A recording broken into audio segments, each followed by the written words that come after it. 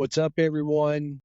It's September the 11th, 2024, as I'm recording this. Podcast's been off for 2 weeks, getting ready to come back up. Just wanted to update everyone with that. I got some guests in the hopper, and we are going to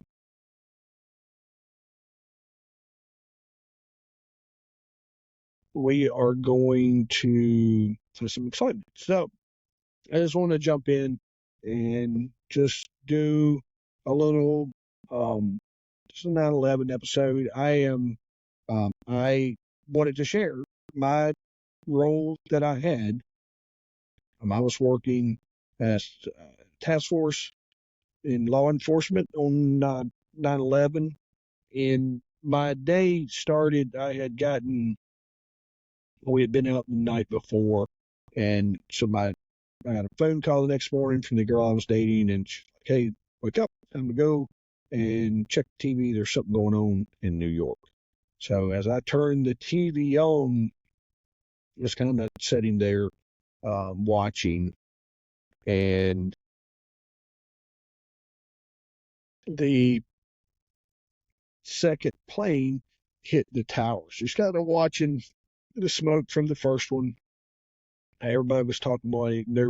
Didn't have the back then we didn't have the connection that we do now, right? We were on analog phones, digital phones with texting wasn't a thing. We didn't have the camera capability. And so the footage that you see a lot of times throughout the day was either camcorder or news footage, things along those lines, security footage. We didn't have the access to the technology we do now, so no one knew. The information didn't travel as fast. It was faster than the 90s, but it was still at a slower pace than the way that we find out things today. So today's everything's very instant. You get something's going on, you got videos, people are sharing it right off the bat. Back then, that wasn't the case.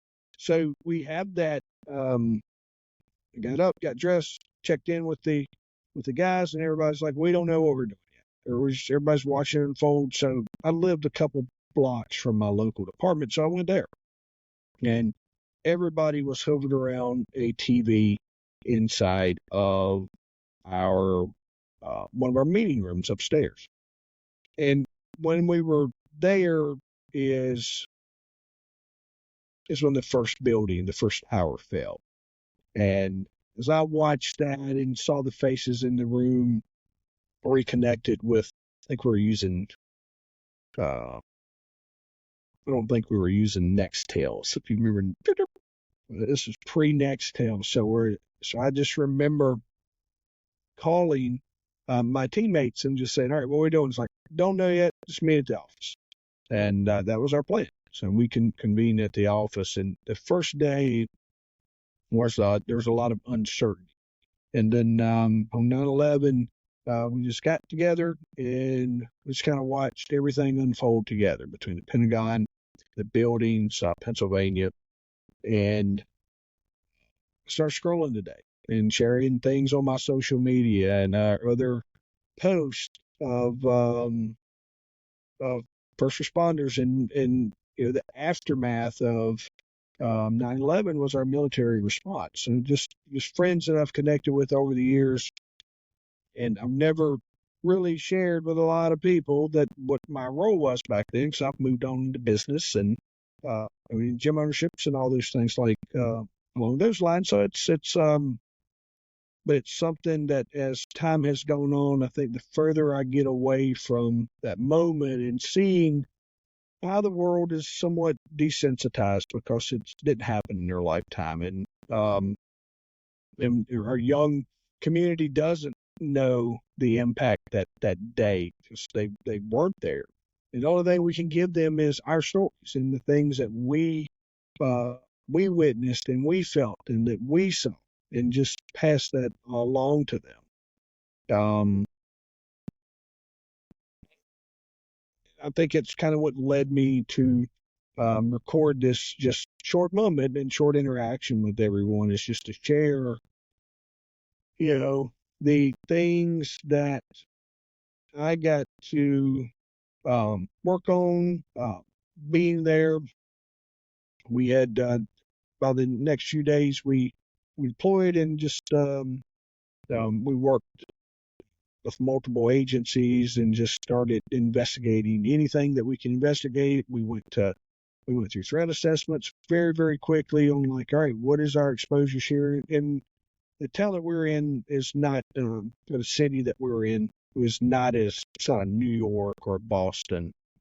So it's a smaller scale city, but still has its own exposures and its people. Anytime you have people, you have exposure. So we worked on projects along those lines, and then just talking to people, and just following up on leads, and just whatever we could do to support the overall mission. Um, when you scroll and you just look at the tributes, that's kind of what I was sitting here doing, just getting some thoughts in my mind. And as those buildings fell, it's like there's a post here is just talking about the contributions of the K9 teams that went in to help find survivors that day. Um, just and as I'm looking here, is it's crazy because when the news come on that morning is we're looking at smoke coming out of a building, and then we watched almost live. I think it was live. Uh, the second plane strike. So, and then there was no footage of Pentagon, and then there was the uncertainty of flight, a flight that went down in Pennsylvania. So it's uncertainty there. There's the news was reporting that, and then a short time later we find out that that plane had crashed in Pennsylvania, and in the days that follow that, you see the pictures, you see the handheld videos, and the time that it took that information to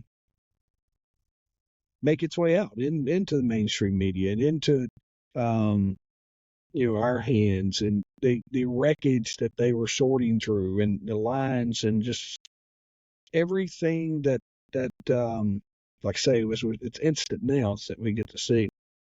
Um, it's just absolutely it's a moment in time that I really stop and pause. And if you meet Tim Brown, yeah, and Paul Conway, and some of the folks, and Kenny Mitchell, and friends in public safety, but Paul, Milwaukee fire chief, and then Tim Brown is a responder that day. He's in Building 1 talking to his team, and if you're not following Tim and Paul, make sure you are. Those are two. Tim is a guy that I've been able to connect with through our speaking engagement that we had, and just get to know him a little more. And he spoke at a group that I'm in, and just shared his story. And man, I tell you, it is a story that I can't not. I could listen to him tell it every time, and it'll move every single time that he just talks about. And I think he's around 100 of his coworkers, like his direct coworkers that day that perished in this event, and for him to have those moments with them leading into what was coming. It's just it's something I just can't wrap my head around. And then out of that, you get to hear these stories of these quiet voices that helped everyone find um, an exit. ESPN's rerunning their story on the man in the red bandana.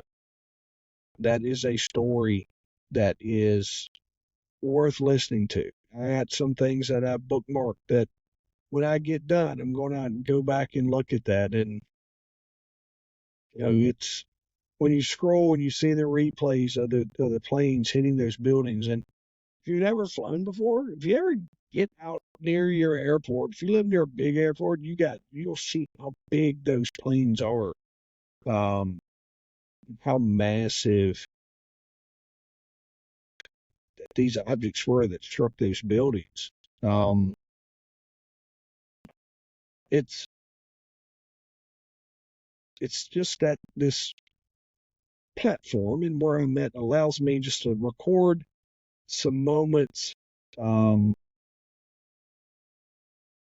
just to talk about uh, what being a responder on 9/11 and being able to contribute, and how had I not been able to, of how helpless I would probably feel right now, just knowing me.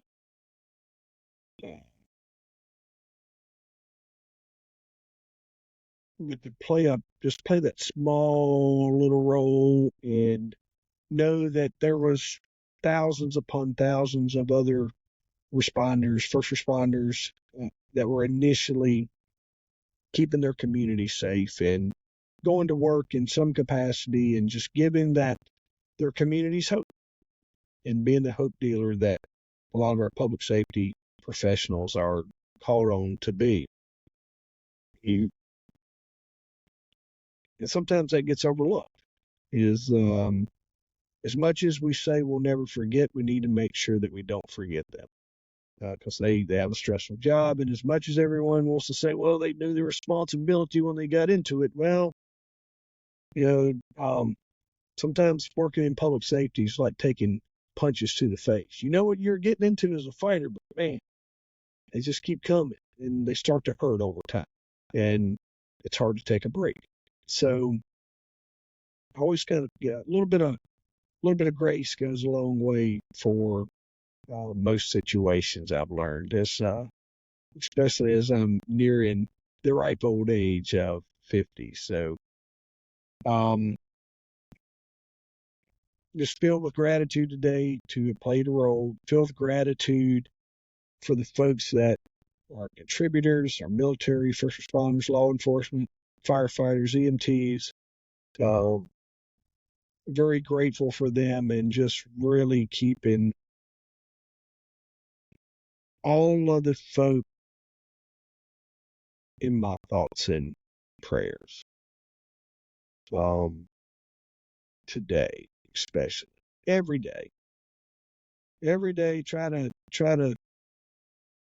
throw out some positive vibes to anyone that's affected by tragedy or uh, bad vibes. Um, so I think that's the start of what I'd like to tell over time. Um, I just didn't want this day to get away without putting something down. So make sure, later in life in business, every 9/11, I do some teaching and instructions. You guys know some of that, right? So I do workshops, but like one of the things I would do at my business, the business that I ran, was every 9/11 we did OCRA training. We went through all of our safety checks. We went through all of our, when I was at the dealership, we went through all of our OSHA, you know, had my firefighter buddies come through and do a walkthrough just to make sure their fire inspections are up to date. Check your extinguishers. Go through your safety plan. Go through your exit plan.